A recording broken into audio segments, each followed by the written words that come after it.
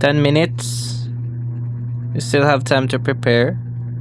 Please do notify your classmates so that we'll start early and then we'll end earlier also.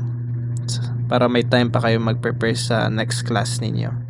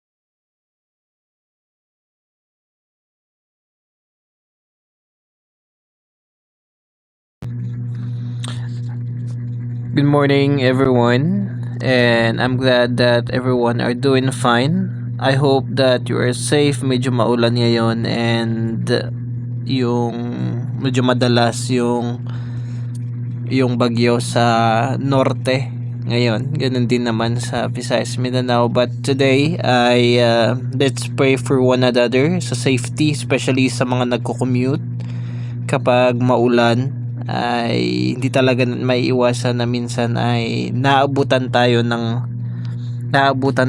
ulan sa ating biyahe. But thank you so much everyone for your effort na umattend ng class natin online. So yes, let's continue our discussion. So before that, I'm going to give you an activity. Ipasa uli ninyo for this Sunday before 12 a.m. Yes, before 12 midnight.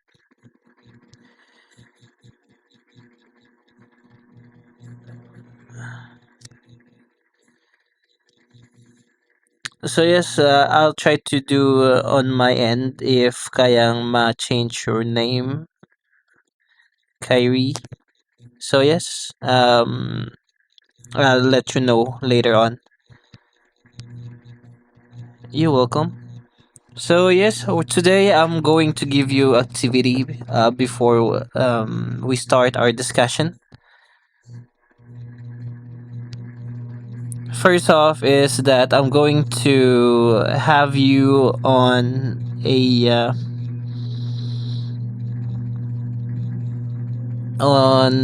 PDF, whether in PDF or documents. So just like we've been doing, isubmit ulit ninyo dito yung activities ninyo. So provide me at least four na characteristic or value or katangian ng isang leader. And I want you to explain there why do you think those characteristic or four characteristic na napili ninyo is a must sa isang leader. So please do that for characteristics and why does a leader need those four characteristic na pinrovide ninyo. So yes, those characteristic may be tackled sa lesson natin today. It's alright if ma-provide uli ninyo.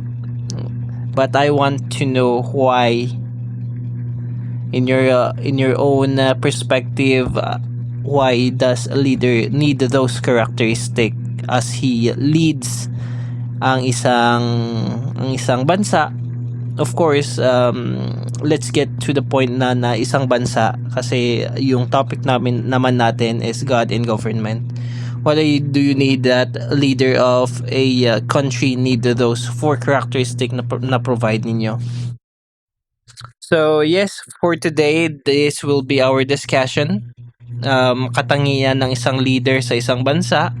And makita natin that there is a character sa Bible that we will be tackling that he possessed or he was God gave or taught those characteristics to this specific person who lead a specific kingdom or country.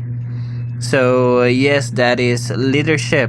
And of course, the topic natin ngayon is God in government, leadership sa isang bansa, government. So first na makikita natin that needs is charisma, second character, third connection, and fourth competence. Charisma minsan ay disregard natin ito, but charisma stands in many things. Comes in some forms, not just yung tinatawag nating aura. So minsan kasi yung charisma na misinterpret natin sa tinatawag nating aura. So we have also the character, we have the connection and competence. So minsan connection ay need din sa leadership doesn't mean na yung palakasan, but yung connection that you know that people will help you and you can help those people also. So minsan ay especially sa system natin dito sa Philippines, yung pag tinatawag natin or pag sinasabi natin na connection, iba kaagad yung nasa isip natin. So sometimes mas naisip natin yung negative dahil nga minsan ina-abuse ito ng ibang tao in a way na pagiging sipsep. So those are some of my observation in our system dito sa ating bansa. So this topic, leaders need at least following qualities: character, competence, charisma, and connection to be credible, persuade people, and rule effectively. So yes, we need leader needs charisma. He needs to make this connection with people, hindi lang sa tinatawag ng connection sa system. He needs to have this eloquence, this fluency kapag siya ay nagsasalita. He needs to make this connection sa mga tao kapag siya ay nagsasalita. Another is yung character.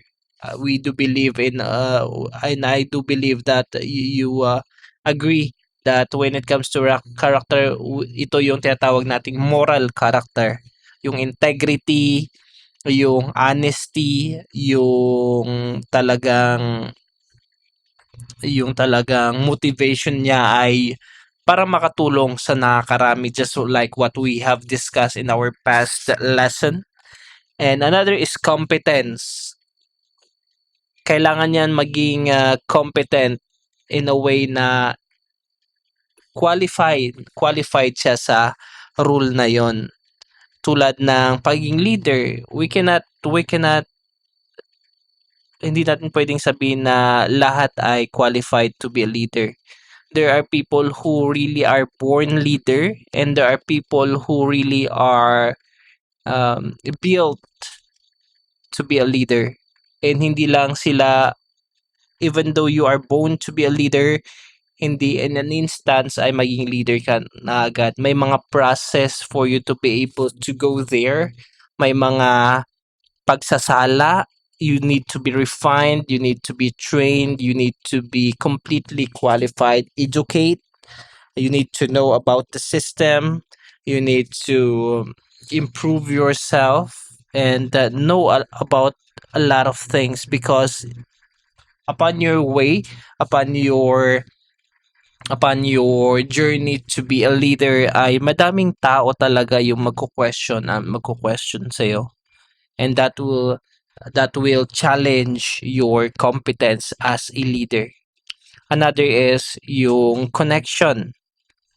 In leadership, you need to manage people.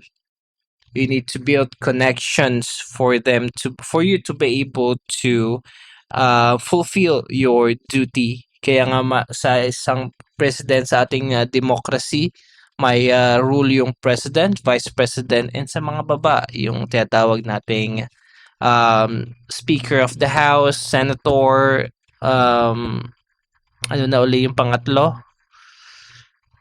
So yes, sa ating democracy, there are three parts na who are playing different roles. We have the presidency or House of the President, yung mga group of senators, and of course yung isa din. So I nasa dulo na ng dila ko, but if you know, you can just type it on the chat for others to be aware of. I do apologize about that. I wasn't able to remember it. So yes, all four traits needs to be present if they are to be truly a good leaders. So sa topic natin ngayong umagang ito, we will analyze together the political candidates based on this criteria. So here, yes, once you read on the presentation what the specific person that we will talk about, or the example that we will talk about, is David. I do believe that in Bible character, David is one of the most popular, especially sa mga motivational speakers. Kapag minomotivate nila kayo, yung mga Bible motivational speakers, minsan kinakarakterize o ina-allegorize nila yung life ng isang person based on David's experience. Sometimes yung mga problems natin ay parang Goliath, but if God is with us, or if we have this faith, and if we believe in God's power, ay makakonquer natin yung Goliath ng ating buhay. But yes, Goliath actually is also a great leader on the nung mga early ng kanyang pagiging king ng Israel. So first is that he was charismatic, though he was not that tall, around 5'8". So sa kanila dati, dahil nga nag-exist pa yung mga giants sa kanila, 5'8" is just a normal height, average height ng isang person. So though that is not the most accurate, but according to the Bible scholars, around 5'8", 5'9" yung height ni David. But he was well loved. He was charismatic. First off, ay friend niya yung anak ni King Saul, the king before him. It was Jonathan. They became the best of friends. So makikita natin sa book of Samuel the story of the friendship ni David and Jonathan. And also due to his achievements, he was well loved by the people more than Saul. So David, when he was not yet the king, not only that he respected the position of the king before him, but also he did, or ginawa niya ng buong puso yung kanyang duty. Not only that, but before he was known, ay grabe yung confidence niya sa Panginoon.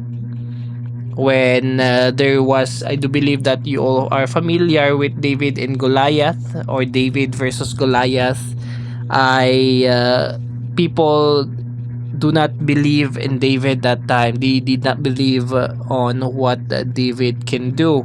Pinasuot siya ng armor, tinawanan siya kasi hindi niya mabuhat, or hindi siya makagalaw ng maayos. He put down those armor and just pick up five na bilog round stones and used it as a weapon para gamitin sa kanya kay Goliath.